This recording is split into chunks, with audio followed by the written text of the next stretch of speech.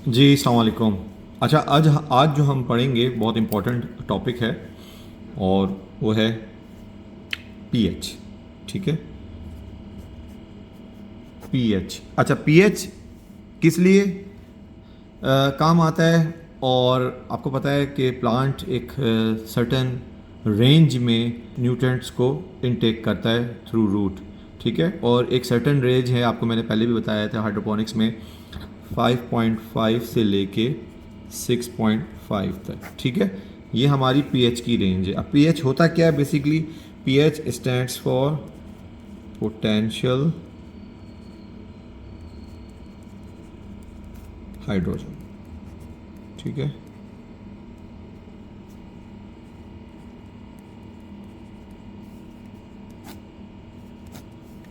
अच्छा, ठीक है, इसको पोटेंशियल हाइड्रोजन कह लें, पोटेंशियल ऑफ हाइड्रोजन कह लें, दोनों की बात है। ठीक है, अच्छा, अब इसमें एक सर्टेन रेंज होती है, फॉर इंस्टेंस 0 से लेके 7 एंड देन 7 से लेके 14। ठीक है, जो 0 होती है वो रेंज, तब 0 टू बिलो 7, सॉरी, ठीक है, जो 0 टू बिलो 7 होती है उसको हम कहते हैं एसिडिक। ठीक है, अच्छा, 7 जो होती है वो न्यूट्रल कहलाती है, न्यूट्रल। आई एम सॉरी, मैं लेफ्टी हूँ, इसलिए थोड़ा सा आपको देखने में या समझने में या शायद फोकस में मसला हो रहा होगा। मैंने कहा ये ज़्यादा अच्छा है, आपको क्लियर नज़र भी आएगा बनस्बत जिसके कि मैं बोर्ड में लिखता। ठीक है, और ये जो अबव 7 से लेके 14 तक जो होती है वो कहलाती है अल्कलाइन। ठीक है, अल्कलाइन या बेस, इसको बेस भी कह लेते हैं। ठीक है, अच्छा, ठीक है, इसको बेस कह लें, बेसिक कह लें, जो भी कह लें। ठीक है, अच्छा, अब प्लांट्स जो है हाइड्रोपोनिक्स में मैंने आपको बताया 5.5 से लेके 6.5 तक जो है न्यूट्रिएंट इनटेक करता है।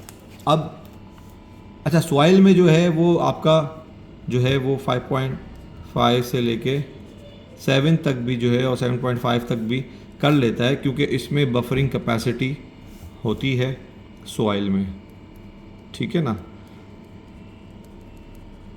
Buffering capacity.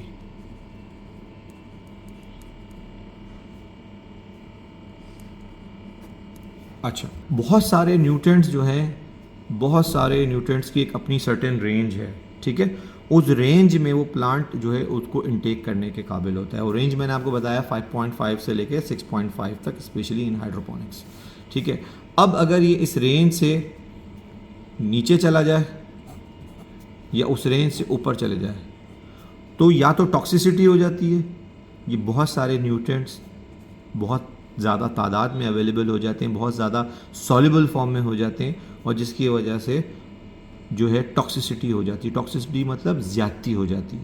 ठीक है, अच्छा, इस चीज़ को हम ज़्यादा डिटेल में मैं अगली जो है एपिसोड उसमें बताऊंगा। अभी मैं चाह रहा हूँ कि हम स्टिक टू द पॉइंट रहें, पीएच के बारे में बताएं। पीएच हमें रेगुलेट करना हो, मिसाल के तौर पे हमें, क्योंकि ये एक हैबिट होनी चाहिए आपकी कि हमें हमेशा हाइड्रोपोनिक्स में डेली बेसिस में हमें पीएच चेक करना है। ठीक है, ख़ासतौर पे रीसर्कुलेशन सिस्टम के अंदर तो आपको लाजिम है कि आप पीएच को, लाजिम और मलजूम है इसको कि आपने लाजमी चेक करना है डेली बेसिस पे। ठीक है, वही बात होती है, अगर आपने पीएच ज़्यादा हो जाए एक सर्टेन रेंज से या कम हो जाए तो फिर उसकी अवेलेबिलिटी नहीं रहती। मैं कोशिश करूँगा कि यहाँ पे वो चार्ट लगा दूँ या लिंक लगा दूँ अपनी वेबसाइट का, जहाँ पे ये न्यूट्रिएंट चार्ट मौजूद होगा कि सर्टेन रेंज में कौन से पीएच अवेलेबल होते हैं और कौन से न्यूट्रिएंट अवेलेबल होते हैं और कौन से न्यूट्रिएंट अवेलेबिलिटी नहीं हो पाती। ठीक है, अच्छा, अब रही बात रेगुलेट करने की, तो मेरे एक पीएच रेगुलेटर की एक वीडियो है पुरानी जो कि मैंने होम ग्रोवर्स के लिए बताई थी, मैं दोबारा बता देता हूँ थोड़ा सा, कि अगर हमने पीएच को अप करना है, ठीक है, तो हम विनेगर यूज़ करते हैं।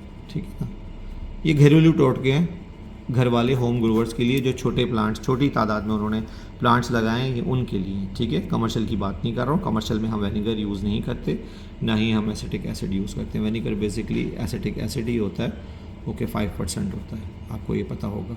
कभी एसिटिक विनेगर लेकर आएंगे तो उस पर लिखा होता है एसिटिक एसिड 5%, ठीक है ना। तो बहरहाल ये आप पीएच अप करने के लिए है, सॉरी पीएच अप करने के लिए हमने पीएच अप नहीं, सॉरी डाउन, मैंने उल्टा लिख दिया। पीएच डाउन करने के लिए असल में मेरे मुंह पे जो है ना ये कैमरा आया हुआ और मुझे लिखने में बड़ी प्रॉब्लम हो रही है, उसको फोकस करने के चक्कर में सारी चीज़ें ख़राब हो रही हैं। एनीवेज पीएच डाउन के लिए, ठीक है, हम विनेगर यूज़ करते हैं अगर हमने एसिडिफाई करना है न्यूट्रेंट्स को, ठीक है। और इसी तरह पीएच अप करने के लिए हम बेकिंग सोडा, ये मैं आपको पहले बता चुका हूँ, मेरी एक वीडियो है, ठीक है। Baking soda SODA, baking soda, ठीक है।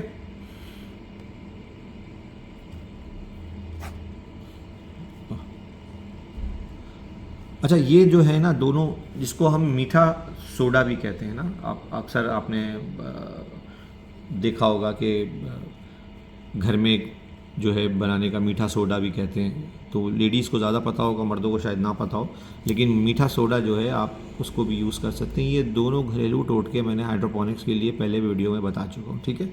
अच्छा, सॉइल के अंदर भी मैं आपको बता ही देता हूँ लगे हाथों।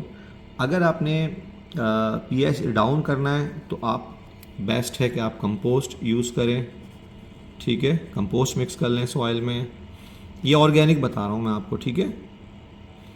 कंपोस्ट यूज़ कर लें या आप अल्लाह भला करे आपका पीट मॉस भी यूज़ कर सकते हैं, ठीक है। स्पैगनम पीट मॉस जो कहलाता है वो भी आप मिक्स कर सकते हैं। अक्सर आपने देखा होगा ना पीट मॉस मिलती है, तो वो चीज़ भी आप यूज़ कर सकते हैं। अच्छा, ये तो दोनों आपके घरेलू टोटके हो गए, ठीक है, घर में अवेलेबल होते हैं। लेकिन ये वीक, जारी बात है, ये थोड़े से वीक एसिड हैं, तो कुछ दिन बाद भी फिर ये दोबारा से जो है ना आपको डालना पड़ता है। तो कोशिश करें बेकिंग सोडा जो है कम से कम इस्तेमाल करें। जारी बात है, अगर आपके छोटे नंबर ऑफ़ प्लांट्स हैं तो आप यूज़ कर लें, क्योंकि इसमें सोडियम की भी मिकदार होती है, सोडियम बाइकार्बोनेट कहलाता है ना ये भी, तो इसलिए इसको आप कोशिश करें कि कम से कम यूज़ करें, ठीक है। इसको सोडियम बाइकार्बोनेट भी कहते हैं, ठीक है। अब जारी बात है, जब सोडियम की मकदार है तो कोशिश करें कि आप इसको कम से कम इस्तेमाल कर सकें। कम से कम इस्तेमाल करेंगे तो फिर वो होगा, ना ज़्यादा सोडियम होने की वजह से प्लांट्स जो है ना वो भी तकलीफ में आ सकता है, ठीक है। अच्छा, अब आते हैं हम कमर्शियल एस्पेक्ट से। फॉस्फोरिक एसिड आप यूज़ कर सकते हैं, यूज़ किया जाता है। जैसे कि मिसाल के तौर पे अगर आपने पीएच डाउन करना है, ठीक है, तो हम फॉस्फोरिक एसिड यूज़ करेंगे, ठीक है। और यही अगर हमने पीएच अप करना है, इसको डाउन, सॉरी ऐसे बना दें, इसको अप ऐसे बना दें, ठीक है, तो हम पोटेशियम हाइड्रोक्साइड यूज़ करते हैं।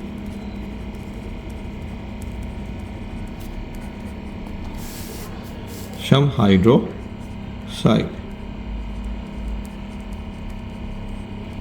ठीक है। अब ये पोटेशियम हाइड्रोक्साइड भी हो गया। अच्छा, फॉस्फोरिक एसिड के साथ हम सल्फ्यूरिक एसिड भी यूज़ कर सकते हैं, नाइट्रिक एसिड भी यूज़ कर सकते हैं।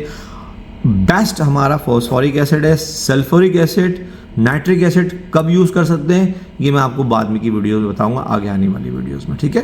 पोटेशियम हाइड्रोक्साइड सबसे बेस्ट है। कैल्शियम हाइड्रोक्साइड भी हम यूज़ कर सकते हैं, लेकिन बहरहाल पोटेशियम हाइड्रोक्साइड जो है वो के कमर्शियली जो भी है वो यूज़ किए जाते हैं, और हम जो मैं यूज़ करता हूँ वो ये दो चीज़ें यूज़ करता हूँ। सर्टेन कंडीशंस में नाइट्रिक एसिड या सल्फ्यूरिक एसिड यूज़ करता हूँ, वो जब करता हूँ वो आपको आगे बताऊँगा, अभी बताने की ज़रूरत नहीं है।